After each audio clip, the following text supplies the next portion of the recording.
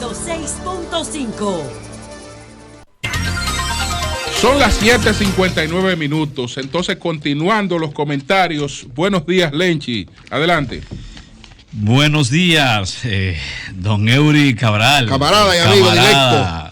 Camarada, renovado. Julio Martínez Pozo.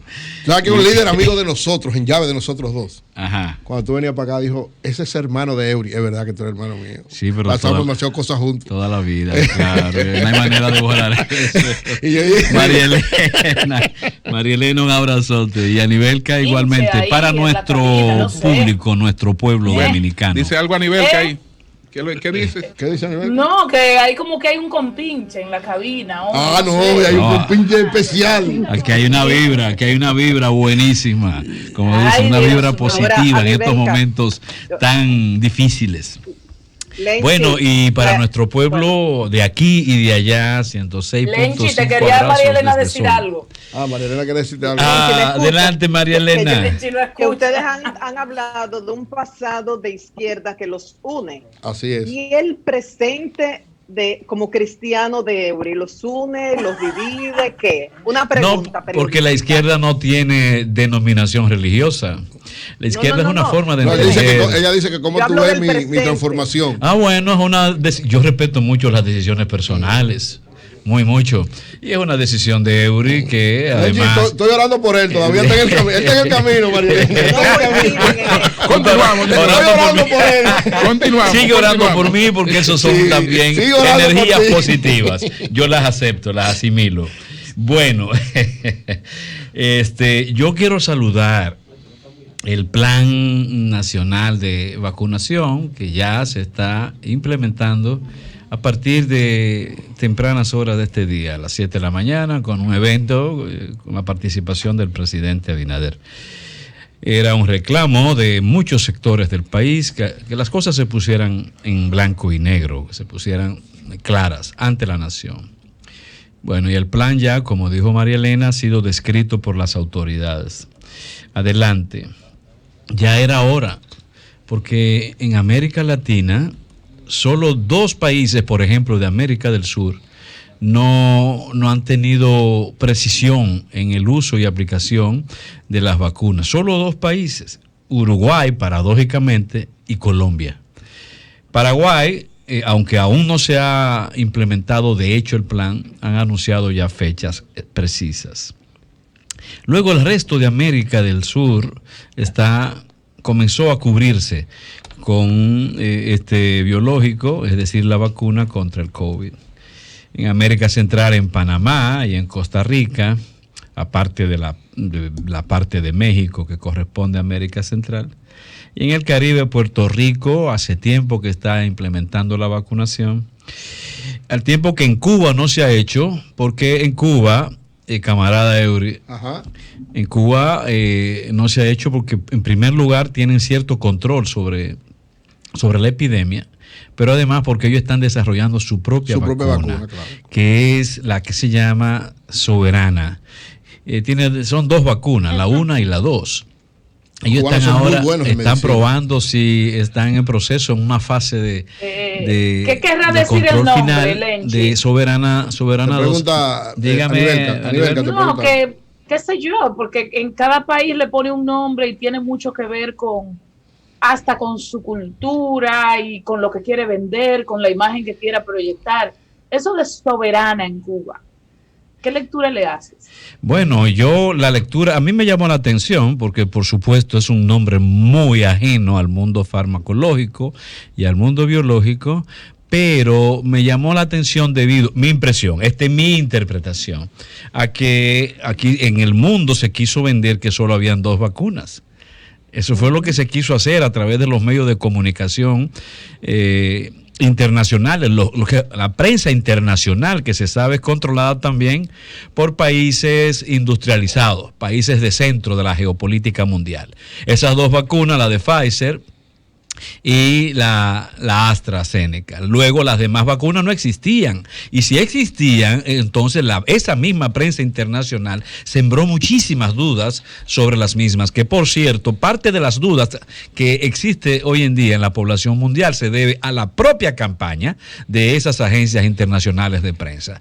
Vacunas como la rusa, que fue la primera en ser anunciada, incluso por su presidente, que es la Sputnik V, no Sputnik 5 como dicen, sino es la Sputnik V, más las variantes chinas, entre ellas la Sinovac, que también han tenido el seguimiento correcto y adecuado por parte de la Organización Mundial de la Salud. Como se proyecta un dominio geopolítico en la Pfizer y en la AstraZeneca, aparte de otra empresa norteamericana, supongo yo que los cubanos dijeron, bueno, a nosotros nadie nos va a imponer vacuna, debido a que controlan al mercado mundial de la farmacia. Nosotros vamos a desarrollar nuestra propia vacuna, y por eso viene el concepto, digo yo, de soberana, es decir, el poder que tengo yo de definir mi propia ruta farmacológica. Y en este caso hay que decir que Cuba tiene tradición, ¿eh? Cuba tiene tradición farmacológica fuerte. Incluso lo último que leí de la vacuna soberana de Cuba, lo leí en un portal de las Naciones Unidas. No un portal de la prensa cubana ni latinoamericana. Y en ellos alaban la tradición cubana en el mundo farmacológico, y al mismo tiempo aseguran que el proceso de desarrollo de esta vacuna ha sido positivo y exitoso, y que le están dando seguimiento. Cuba ha dicho que en abril va a implementar su vacunación, si no ocurre algo, ¿verdad?, que desoriente el proceso de desarrollo de su vacuna soberana. Y por cierto, creo que es algo que también quería añadir en este comentario, a propósito del inicio de la vacunación en República Dominicana. Es bueno que el gobierno dominicano tenga pendiente el caso cubano, porque los cubanos van a desarrollar la vacuna, pero al mismo tiempo la van a vender al exterior. Y uno de sus escenarios principales será América Latina, porque se sabe que los países industrializados van a acaparar, como están acaparando las vacunas anti-COVID. Entonces, el gobierno debiera tener también esa alternativa, la cubana, una vez esta sea definitivamente aprobada por el sistema de salud cubano y por la misma Organización Mundial de la Salud. Una alternativa. Obsérvese que dado que nosotros estábamos dependiendo totalmente de esas dos vacunas que proceden de dos grandes centros farmacológicos, no habíamos hecho nada. Gracias a una vacuna alternativa que jamás se había mencionado en este país, y cuya compra jamás tampoco fue anunciado anteriormente. Gracias a una vacuna alternativa como la Covishield, es que hoy se inicia el proceso de vacunación, alternativa a las dos grandes empresas farmacológicas. Y esa misma alternativa, salidas extras, planes B, tiene que tener el gobierno para los próximos meses, no depender exclusivamente de una o de otra, solo por las presiones de la geopolítica mundial, porque eso ha ocurrido aquí, presión de la geopolítica mundial, con el caso de la vacunación. ¿Y por qué no pudo haber llegado la rusa aquí anteriormente? Porque no hay ningún síntoma de negociación, ni siquiera síntoma de negociación con los rusos, cuando en toda América Latina, salvo ligeras excepciones, las salidas fundamentales que han tenido los gobiernos ha sido con las vacunas rusas y con las vacunas chinas. Entonces, pensar en ese plan B, y al mismo tiempo creo que el gobierno tiene, si bien manejarse con optimismo, también con realismo, y ser lo suficientemente transparente con la sociedad dominicana para evitar futuras angustias. Por ejemplo, ahora tenemos que nos llegó venturosamente, afortunadamente, estas 110,000 dosis, pero son 110,000 dosis que no van a llegar a 110,000 personas, debido a que, supongo yo, el gobierno no podrá aplicar las 110,000 en 110,000 personas distintas, dado que tiene que aplicarse una segunda dosis. Y hay que jugar a esa segunda dosis, tener la seguridad de que la segunda dosis se va a aplicar, porque si no es así, la primera pierde eficacia, la primera dosis. De manera que yo sospecho que solo se van a inocular la mitad de las mismas para asegurar que no ocurra lo que ha pasado en buena parte de Europa, que luego de aplicarse la primera dosis, sencillamente no había más vacunas para aplicar la segunda dosis. Y ya los países han aprendido de eso y en lugar de aplicarla toda la que reciben, entonces aplican la mitad para poder aplicar la segunda dosis y hacer de la inoculación algo biológicamente efectivo, algo que efectivamente cuide y prevenga a los humanos sobre este tema, sobre el caso del virus. De manera que adelante, pero que dentro de ese llamado que hacemos en cuanto a la transparencia, también el gobierno se preste un poco de atención a la orientación a la sociedad. La orientación, insisto, no desbocarnos en optimismo para luego generar angustia debido a que no llegan o no habrán de llegar a tiempo las vacunas correspondientes. Para eso el plan B. Y segundo, la orientación, la información a la población.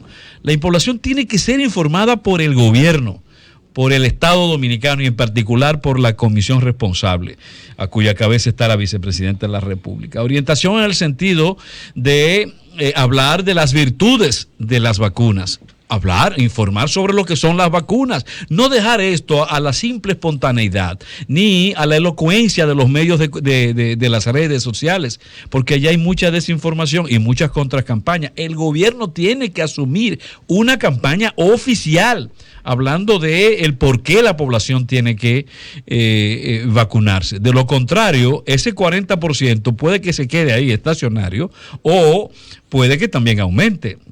Y eso podría ser catastrófico para los planes preventivos que el gobierno se ha propuesto. Así que a meternos en eso, una campaña educativa donde participen todos los medios, radio, prensa, televisión, redes, pero también donde participen instituciones como las universidades, instituciones internacionales, organizaciones de la sociedad civil, organizaciones comunitarias que generan confianza en la gente. Eso tiene que ser. Habrá siempre un sector que no se va a vacunar y perfecto, ese es su derecho. Incluso no necesariamente sectores carentes de escolaridad, también sectores con mucha escolaridad, pero ese es su derecho. Ahora, nosotros tenemos que apostar a la vida, por encima de todo, a la vida.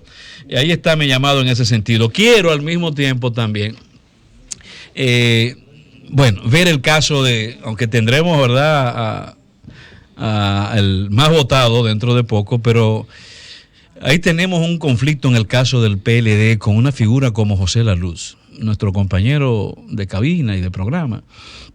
Y José La Luz se ha convertido en una figura política y todavía se ha proyectado aún más por sus niveles de criticidad en este proceso que vive internamente el Partido de la Liberación Dominicana, que si bien ha sido una suerte de sangre para el partido, al mismo tiempo lo ha sacado también de circulación políticamente, porque el PLD prácticamente no ha tenido una participación directa en la agenda política nacional. Muy tímida su participación en la agenda política nacional, refugiada en el tema del Congreso interno.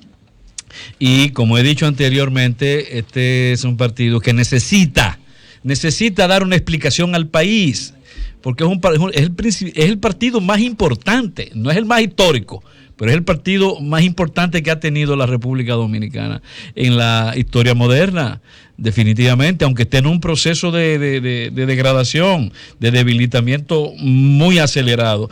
Pero es un partido que tiene que dar la cara frente al país y decir por qué su derrota y por qué este proceso de debilitamiento que se ve dentro de ellos. De igual manera, una explicación respecto a los temas de la corrupción, que eso no ha sido muy claro. Tiene responsabilidades autocríticas frente a la sociedad dominicana. Y esas cosas ojalá que, verdad, yo no apuesto al debilitamiento del sistema del sistema político, del sistema partidario de República Dominicana. Pero estas cosas tienen que servir para también dar luz a los demás partidos, a todos los partidos, a los nuevos y a los viejos, o a los que puedan surgir.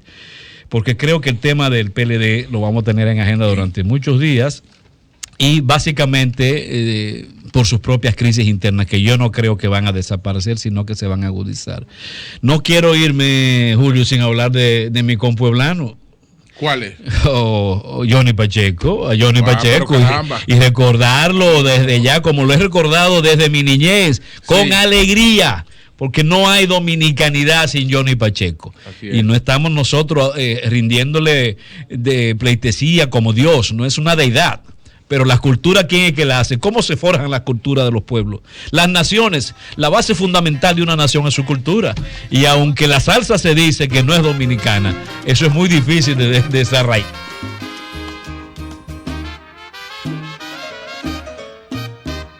No hay manera de sacar a República Dominicana de la salsa. Y Johnny Pacheco es nuestra principal imagen allí, nuestra principal fuerza. Él quizás no fue el fundador. No lo creo, porque ningún ritmo tiene dueño. Eso lo hacen los pueblos. Lo van haciendo gradualmente los pueblos en la forja propia de su cultura. Pero sí, no hay duda de que es el padre de la salsa, ese gran dominicano cuya casa conocí en Santiago, porque es pepinero, como yo también soy santiaguero. Y qué bueno ser dominicano y sentir a Johnny Pacheco correr por nuestras fibras y por nuestras venas. Ese grande que lo vamos a recordar con alegría, siempre con alegría, oyendo a Míralo al revés, o escuchando a Esa Prieta, o bailando a Agua de Clavelito, o Quimbara, Quimbara, Quimbara, con Celia Cruz, Julio. Bueno, a propósito de la muerte del inmenso Johnny Pacheco, tenemos al